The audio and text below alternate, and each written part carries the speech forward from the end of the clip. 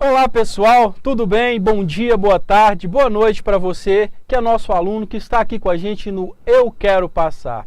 Ok, pessoal? Estamos aí, estudando o artigo 5º, vendo aí os principais incisos do artigo 5º que você precisa saber para ser aprovado no concurso público que você escolheu. Meu nome é Walter da Cruz e estamos aqui estudando Direito Constitucional. Sempre lembrando, quem mais aprova, com quem que você vai conseguir passar, com a ajuda de quem? Eu Quero Passar, ok? Vamos lá, vamos para o quadro, sem perder muito tempo, vamos ver alguns incisos aqui que já falamos, vamos comentar novamente acerca deles e vamos dar sequência aí para terminar o artigo 5º e seguir com o nosso estudo da Constituição Federal de 1988. Ok, pessoal? Vem aqui para o quadro, por favor. Vamos lá. Vamos aqui falar do inciso 23 do artigo 5º. A propriedade atenderá à sua função social. Sempre lembrando, gente, já dizemos aqui que a propriedade é um daqueles direitos fundamentais, principais da história das constituições, né? O direito da propriedade, o direito à vida, o direito à liberdade. Então são direitos aí da primeira geração. Mas ocorre que, como a gente já disse, nenhum direito fundamental é absoluto. E o direito à propriedade não é. Então, sempre lembrando que a propriedade, embora seja um direito fundamental, ela é relativizada pela sua função social. Então, aquela pessoa que possui uma propriedade, mas que essa propriedade não atende a essa função social, pode perder até esse direito à propriedade. Vamos dar um exemplo aí? Uma propriedade rural, uma fazenda que é utilizada para a produção de drogas, para a plantação de maconha, por exemplo. Essa propriedade pode, sim, ser confiscada pelo poder público e o seu proprietário perde o domínio. Essa propriedade, então, será utilizada para a reforma agrária. Então, é um exemplo aí de como uma propriedade que não atende à sua função social, né, ela pode ser aí, sofrer a interferência do poder público. Ok? Vamos lá. Passando para frente, temos aí o inciso 24. A lei estabelecerá o procedimento para desapropriação por necessidade ou utilidade pública, ou por interesse social, mediante justa e prévia indenização em dinheiro, ressalvados os casos previstos nessa Constituição. Vamos lembrar aí, gente, para fazer um comentário acerca desse inciso 24, estamos aí na época aí de Copa do Mundo, né, acontecendo a Copa do Mundo no Brasil, e nós temos aí uma série de pessoas que tiveram suas propriedades desapropriadas para que fossem construídas obras de viabilidade de trânsito, estádios de futebol. Essas pessoas, elas tiveram sua propriedade tomada pelo poder público, mas evidentemente essas pessoas têm direito a uma indenização. E essa indenização, prestem atenção, né? Inclusive se você conhecer alguém aí que teve a sua casa, né, desapropriada em virtude das obras da Copa, pode falar para ela. A indenização tem que ser justa, ou seja, tem que ser no valor, né, de mercado dessa propriedade. E também tem que ser uma indenização prévia, em dinheiro, prévia em dinheiro, ou seja, antes que as obras públicas comecem a ser construídas, essas pessoas têm que receber a indenização. Então tem que ser prévia e em dinheiro, não pode ser em precatórios, como outras dívidas do Estado, ok? É claro que existem aí casos, né, ressalvas, exceções a essa regra, tá certo? Mas a regra é essa, a indenização por desapropriação deve ser prévia e em dinheiro. Ok, pessoal? Vamos lá. No caso de iminente perigo público, a autoridade competente poderá usar de propriedade particular, assegurando ao proprietário indenização ulterior se houver dano. Então vamos fazer uma comparação aqui, gente. Nós falamos aqui de que no caso da desapropriação por necessidade ou utilidade pública, a indenização deve ser prévia. Já o inciso 25 diz o seguinte: no caso de iminente perigo público, a autoridade competente poderá usar de propriedade particular assegurada ao proprietário indenização ulterior se houver dano. Então vamos lá, pessoal, entender melhor essa regra. Por que no caso do inciso 24 a indenização é prévia e no caso do inciso 25 a indenização é ulterior? Porque no caso do artigo 24 há uma desapropriação, ou seja, o proprietário pede o domínio sobre aquele bem que é repassado para o Estado, para que o Estado possa aí, realizar as obras públicas ao fim que é destinado. Já no caso do inciso 25, não.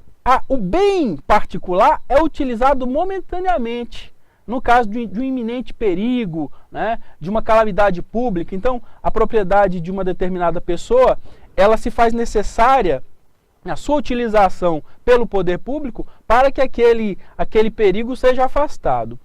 Mas, se o poder público causar, e aí é que está o detalhe, se na utilização do bem particular o poder público causar dano, então ulteriormente, ou seja, depois da utilização, deverá indenizar. Então, preste atenção na diferença entre o inciso 24 e o inciso 25 do artigo 5º. No inciso 24, nós temos a desapropriação. No inciso 25, nós temos uma utilização momentânea, temporal, do bem público que, em caso de dano, repito, haverá, e somente em caso de dano, haverá a indenização ulterior. Ok? Beleza? Voltem aqui para o nosso inciso 26. Vamos lá.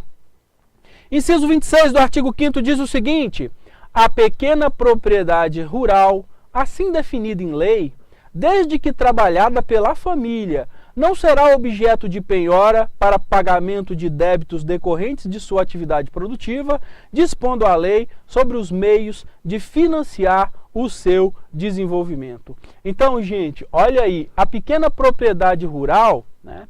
E como é que se define a pequena propriedade rural, né? É aquela propriedade que se enquadra nos módulos, no tamanho, né, que lei posterior vai definir, mas que, em qualquer circunstância, deve ser trabalhada pela família, né? Então, a pequena propriedade rural é aquela onde uma família produz para seu sustento, né? Pode até vender o produto, né, da sua produção, mas não pode, por exemplo, ter operários, trabalhadores, ou melhor dizendo, né, trabalhadores camponeses, porque aí já perde aquela característica de pequena propriedade rural, certo? Vejam bem o que diz o inciso 26. A pequena propriedade rural, assim definida em lei, desde que trabalhada pela família. E o que ocorre? Não será objeto de penhora. Então, o que acontece? O pequeno produtor rural vai até um banco, pega o empréstimo bancário para investir na sua pequena propriedade rural. Ocorre por uma calamidade, né, por uma questão econômica qualquer, ele não vem a ter recursos suficientes para pagar este empréstimo, né? Então, aquela propriedade não pode servir de penhora para o pagamento de débitos. Então, imagina que o banco vá até a justiça cobrar desse pequeno produtor rural e ele seja condenado.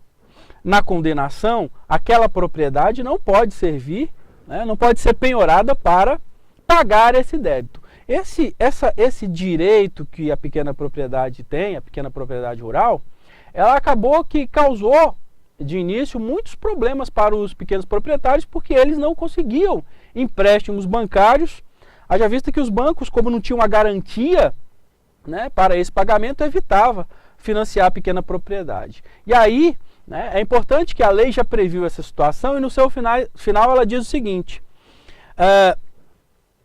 dispondo a lei sobre os meios de financiar o seu desenvolvimento. Então, nós temos aí linhas de crédito para o pequeno proprietário rural, disponibilizadas pelos bancos oficiais, pelos bancos aí ligados ao poder público, para atender justamente essa necessidade do pequeno produtor rural. Nós temos aí um exemplo muito conhecido na nossa região, aqui de Minas Gerais, que é o Banco do Nordeste, que atende esses pequenos proprietários. E em todo o Brasil você tem instituições bancárias que atendem os pequenos proprietários rurais nessa necessidade de financiar seus negócios no campo. Ok?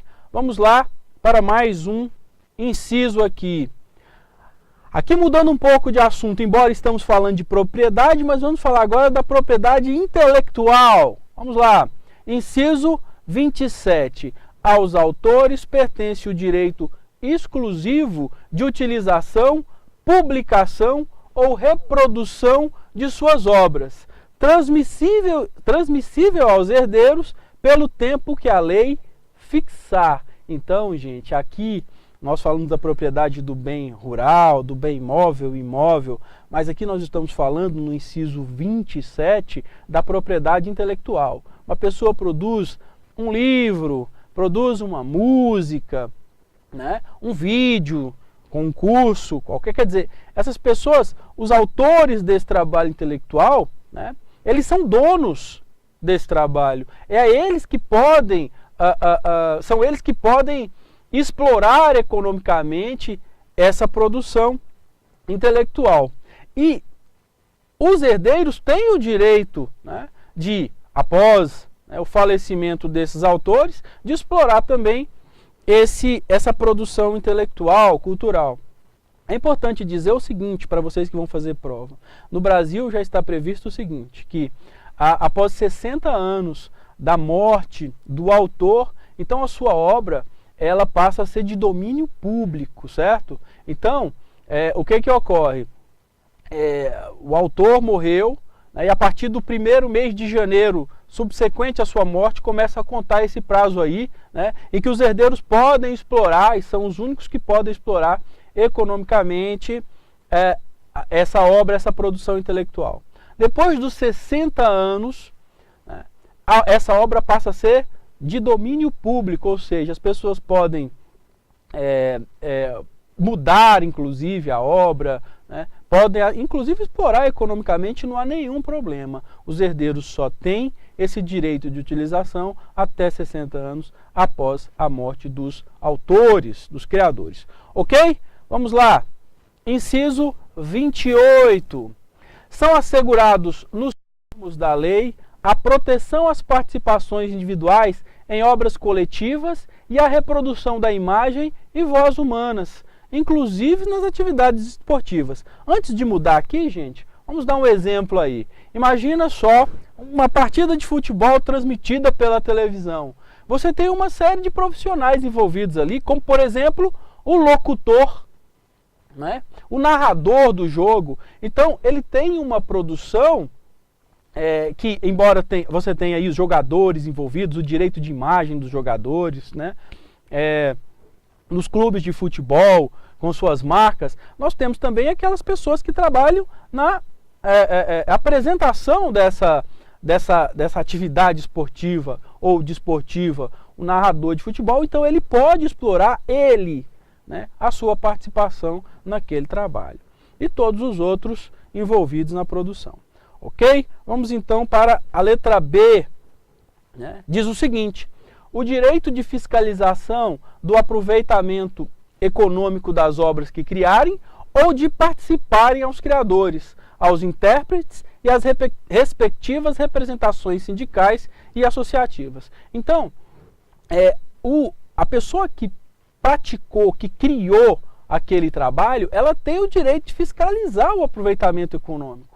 Então, para saber se aquele grupo que está ali comercializando a sua participação em determinado evento cultural, em determinada obra, não está ali burlando a lei, né, e ficando com parte daqueles créditos que seriam daquela pessoa que produziu, do autor. Né? Imagina, por exemplo, se um jogador de futebol ele não tivesse, por exemplo, o direito de imagem, né? Então, o jogador de futebol está lá, aparece a imagem dele, ele faz. Quer dizer, além do salário que ele tem, né, para jogar futebol, que é uma relação dele com o clube, né, tem também o direito de imagem, porque a sua imagem está sendo utilizada para uma emissora de TV. Né? Então ele pode fiscalizar também esse aproveitamento econômico da sua obra, né, da sua participação. Ok? Tranquilo? Pessoal, um grande abraço para todos vocês e voltamos na próxima aula falando mais aí do artigo 5º, ok? Um grande abraço a todos.